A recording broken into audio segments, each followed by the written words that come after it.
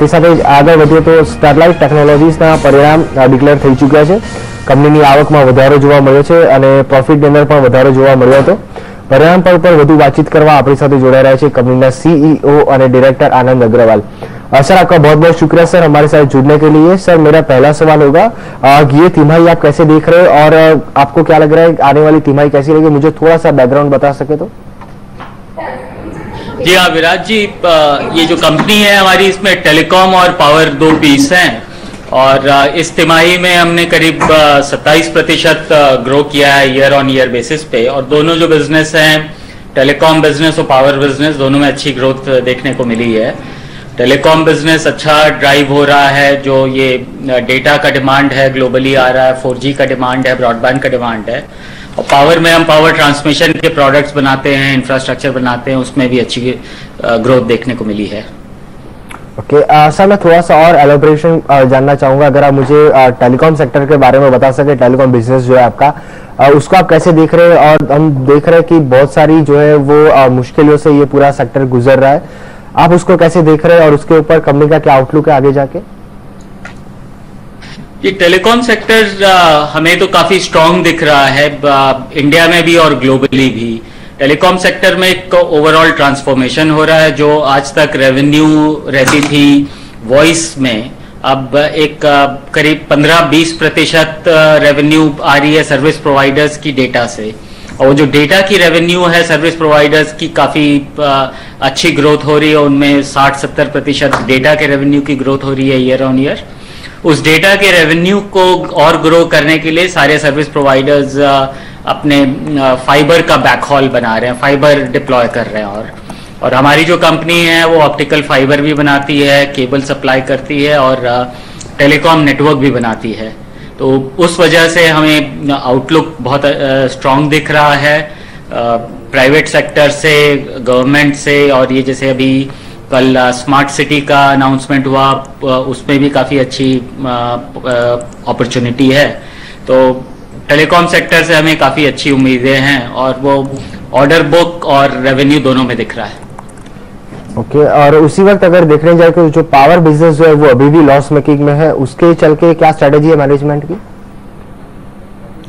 जी power business जहाँ तक है ये इंफ्रास्ट्रक्चर डेवलपमेंट का बिजनेस है। इसमें हम इंफ्रास्ट्रक्चर बनाते हैं ट्रांसमिशन का और उसको डेवलप करके फिर उसको ऑपरेट करते हैं। तो वो ये जो वाला पार्ट है इसके अलग तरह के इन्वेस्टर्स होते हैं जो इंफ्रास्ट्रक्चर डेवलपमेंट के।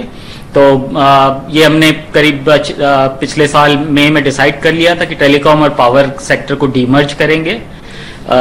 तो अप्रैल तक दोनों कंपनी डीमर्ज होकर दो अलग कंपनियों में बढ़ जाएगी।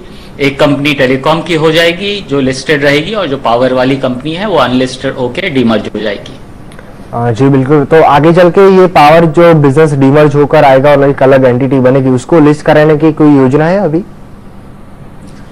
ये अभी तो कोई योजना नहीं है क्योंकि ये जो इंफ्रास्ट्रक्चर डेवलपमेंट है इसके इन्वेस्टर्स अलग तरह के रहते हैं। तो जो इक्विटी मार्केट की नहीं, वो इंश्योरेंस कंपनी हुई, पेंशन फंड्स हुए, वो ज़्यादा इन्वेस्टर्स रहते हैं। तो उनसे इन्वेस्टमेंट वो आउटसाइड द मार्केट ही अभी तो थॉट है। ओके और कंपनी के बुक्स के ऊपर अभी कितना डेट है सर। बुक्स पे स्टैंड अलोन में करीब 900 करोड़ का है और जो पावर डेवलपमेंट वाली कंपनी है उसमें 5000 करोड़ का डेट है, जिसमें जो डेट अभी ऑपरेशनलाइज हो गया है। जी और उसको रिड्यूस करने के लिए कंपनी क्या कर रही है। ये अभी तो हम उसको रीफाइनेंस कर रहे हैं। तो हमने पहला पावर का बॉन्ड भी इशू किया पिछले हफ्ते और ये डेट तो इंफ्रास्ट्रक्चर कंपनी के साथ रहेगा। तो इंफ्रास्ट्रक्चर ये 35 साल का हमारे पास कैश फ्लो है और ईयर ऑन ईयर ये डेट ग्रेजुअली डिक्रीज होगा। बट इंफ्रास्ट्रक्चर, डेट और कैश फ्लो दोनों तीनों बंधे हुए हैं साथ साथ। और हमारा फोकस उसी पे है कि हम प्रोजेक्ट्स लेते जाएं, उनको ऑपरेट करते जाएं, रीफाइनेंस कराते जाएं, जिससे इंटरेस्ट कॉस्ट कम हो जाए। तो इंटरेस्ट कॉस्ट सिग्निफिकेंटली कम हो रही है क्वार्टर ऑन क्वार्टर। ओके और कंपनी की अभी तक ऑर्डर बुक्स कितनी है सर। करीब 4500 करोड़ की ऑर्डर बुक है हमारे पास। ओके और अभी भी क्या आपको लग रहा है, क्योंकि हम अभी देख रहे हैं कि कैपेक्स का जो रिवाइवल है वो अभी भी कहीं ना कहीं जो है इंडिया में हुआ नहीं है, आप भी एक लीडिंग कंपनी है इस सेक्टर की, क्या कहीं ना कहीं लग रहा है कि बड़े ऑर्डर्स जो है वो अभी भी मिलना शुरू हो चुका है? कैपेक्स का रिवाइवल जहां तक है वॉइस से डेटा में वो हमें दिख रहा है। अभी जितनी सारी कंपनियां पिछले 2-3 साल में, रिलायंस जियो ने काफी इन्वेस्टमेंट किया है कैपिटल में अपना इंफ्रास्ट्रक्चर बनाने में। बाकी जो टेलीकॉम कंपनियां हैं, चाहे एयरटेल को ले लें, चाहे आइडिया को ले लें, वोडाफोन को ले लें, वो सब इन्वेस्ट कर रही हैं अपने 4G नेटवर्क बनाने में। तो टेलीकॉम में तो प्राइवेट सेक्टर और दूसरा पब्लिक सेक्टर का जो डिजिटल इंडिया का इन्वेस्टमेंट भी शुरू हुआ है, उसमें तो कैपिटल इन्वेस्टमेंट ऑलरेडी स्टार्ट हो गया और उससे जो ऑर्डर बुक आएगी उसके हम बेनिफिशियरी होंगे। ओके सर, आपका बहुत बहुत शुक्रिया सर हमारे साथ जुड़ने के लिए। तो આ હતા કંપનીના મેનેજમેન્ટ સ્ટરલાઇટ ટેકના જે રીતના અહીંયા બતાવતા હતા કે આવનારા સમયની અંદર ખાસ એવા જે છે તે જે છે એક આખી એન્ટિટી અલગ થવાની છે પાવર અને ટેલિકોમ બિઝનેસ બંનેની, અને ટેલિકોમની જે એન્ટિટી જે છે ત્યાંથી લિસ્ટેડ રહેશે અને પાવરની જે એન્ટિટી બનશે, જે ડીમર્જ થઈને નવી એન્ટિટી બનશે, તેને અત્યારે કોઈ લિસ્ટ કરાવવાની અત્યારે જે છે કોઈ પ્લાનિંગ નથી થતું જોવા મળ્યું। તો આ સ્ટોક તમને જો કે ક્યાંક ને ક્યાંક જે છે તે રેલી કરતો જોવા મળે છે 4%ની। તો સારા એવા જે છે પરિણામ કોઈ એટલા બધા ખાસ એકલા નતા જોવા મળી રહ્યા, પરંતુ જે મેનેજમેન્ટનું આઉટલુક જોઈને સારી એવી તેજી અહીંયા જોવા મળી રહી છે। તે સાથે ટોપ ટ્રેડ્સની અપડેટ ઉપર નજર કરી લઈએ હવે।